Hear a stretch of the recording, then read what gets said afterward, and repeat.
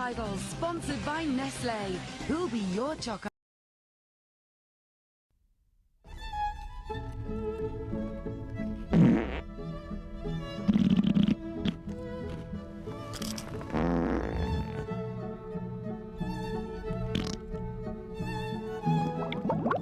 Every time you buy a packet of new baked bean flavoured Walker's crisps, you'll be making a contribution to comic relief.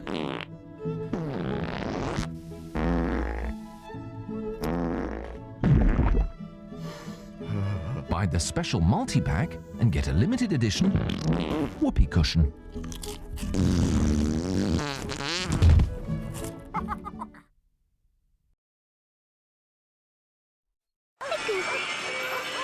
What's all that about then, Max? This? It's sugar-free candy floss. Real kids can sometimes have too much sugar. Sunny D can help. Unlike most fizzy drinks, it's available with no added sugar and contains a full day's supply of vitamin C. Sunny D, because no child's like Max Wild. I heard that. Spinach, please. With Spinach. any chips? No, just spinach. Real kids aren't always into stuff that's good for them. Sunny D can help. Unlike most fizzy drinks, each glass contains a full day's supply of vitamin C and it's available with no added sugar. Sunny D, because no child's like Max Wild. Gravy? You just don't get this, do you?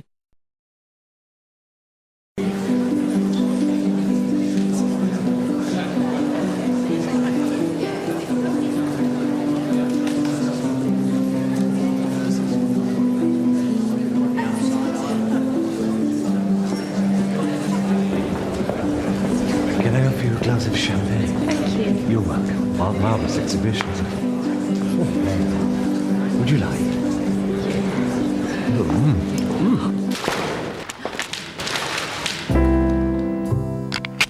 Happiness is a cigar called Hamlet.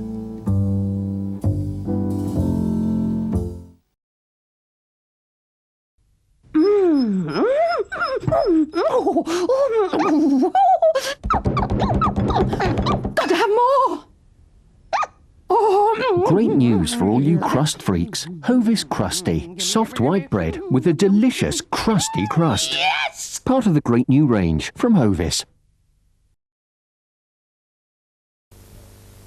Give me a dirty great chunk, baby, of any kind of rubbish or gunk. I said gunk. You can keep protein or anything green. Oh, how we love to eat junk. In the war against junk, there's a new weapon for the lunchbox. Hovis Square Rolls. A really cool shape full of goodness. Give us grease that makes us obese. New Square Rolls from Hovis. Get something good inside.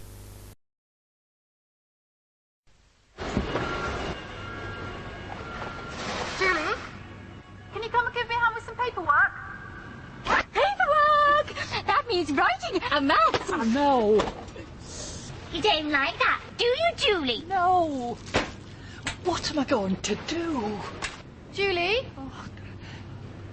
Just come in. Get rid of your reading, writing and maths gremlins. Call 0800 100 900.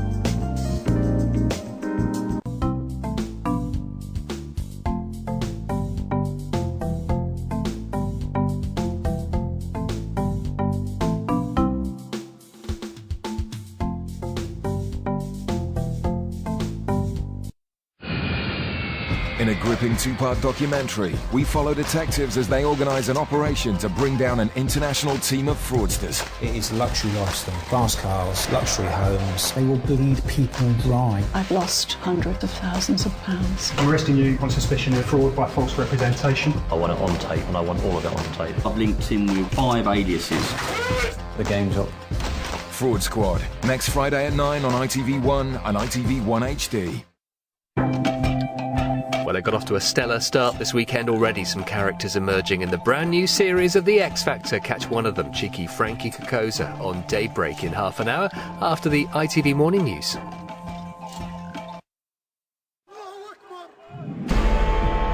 Jubilant rebel fighters reach Tripoli's Green Square as Gaddafi's power crumbles.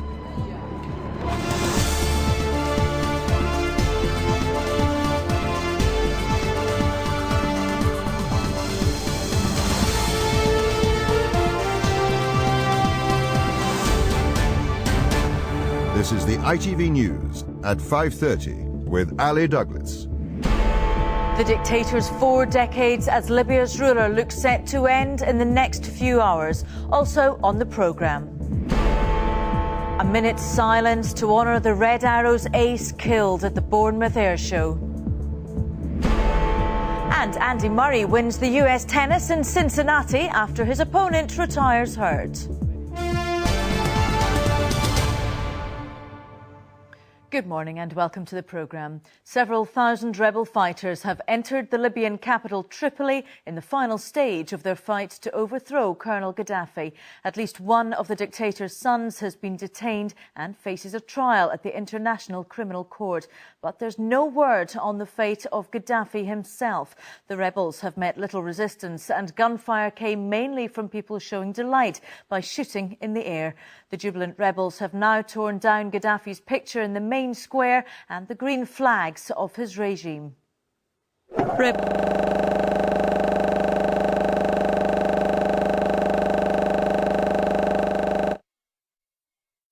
That a little bit later. Well, earlier on, the rebels moved quickly to seize control of the towns on the road from Zawiya in the west to Tripoli. Our Middle East correspondent John Ray and his cameraman Rob Bowles followed the rebel advance and sent this report, which includes graphic images of the fighting.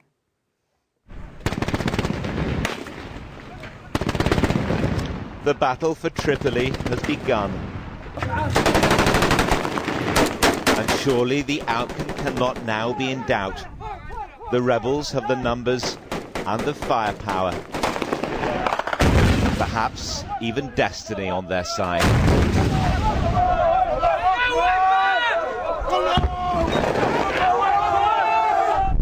This morning they raced along the highway to the capital, gathering confidence with each passing mile. We are coming to get you, Gaddafi.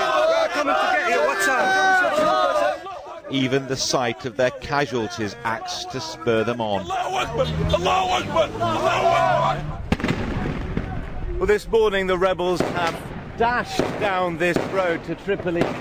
It's perhaps only a 50-minute drive this way. They're telling us that for now Gaddafi's forces seem to have simply melted away. But at some point, what remains of the regime's military had to make a stand. And close to the capital, we're trapped with the rebels for an hour. The incoming fire getting more accurate.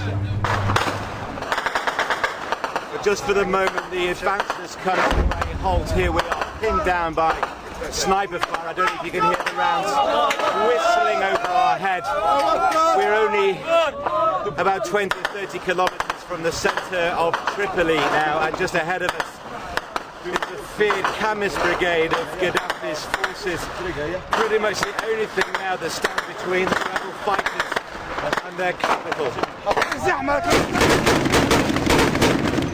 They might be facing Gaddafi's crack troops, but these fighters have long since lost their fear and abandoned all caution. The regime is running out of places to retreat.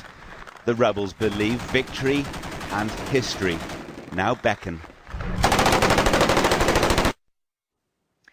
Well, since he entered Tripoli, John Ray has come on the line with more on the atmosphere in the city centre.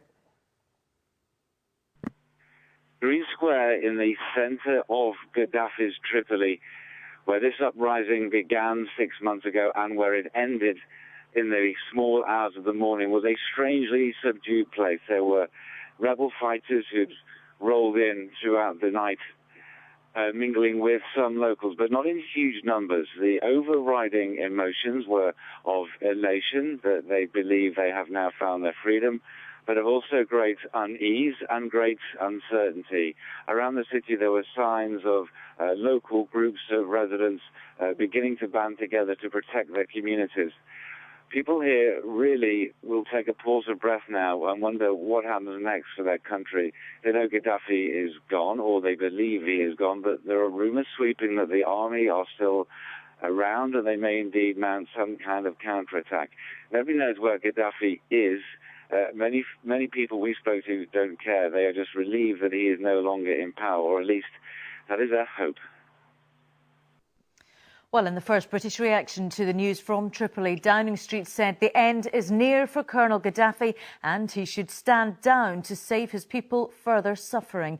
That call was endorsed by President Obama. Meanwhile, some of Gaddafi's opponents living in exile in this country have gathered for an overnight celebration in London. The UK has already recognised the rebels' transitional council and allowed it to take charge of the Libyan embassy in London.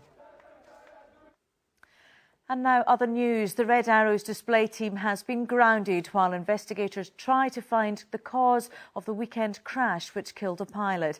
Flight Lieutenant John Egging died when his plane crashed into a field during the Bournemouth Air Show. Yesterday, some people laid flowers near the crash scene by a riverbank, while others signed condolence books as a mark of respect. Sally Biddulph has our report. Planes in the skies above Bournemouth and an air of sadness. In everyone's thoughts, the death of Red Arrows pilot Flight Lieutenant John Egging, killed when his plane crashed on Saturday afternoon. 24 hours on, people laid flowers and signed a book of condolence, a public show of sympathy to his wife and family as they deal with their personal tragedy. John was a brilliant person and pilot and an amazing friend and husband. And the tributes that have poured in over the last 2 days for him and to him, both online and here in Bournemouth, have just been astounding.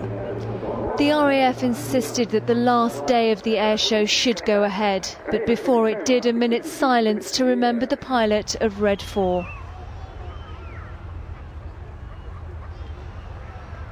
John Egging flew on the right-hand outside position of the Red Arrows trademark Diamond 9 formation, the most demanding slot allocated to a first-year pilot. Such was his skill. I think, in John's words, he'd probably see himself as a complete team player. So he was always part of something. It wasn't always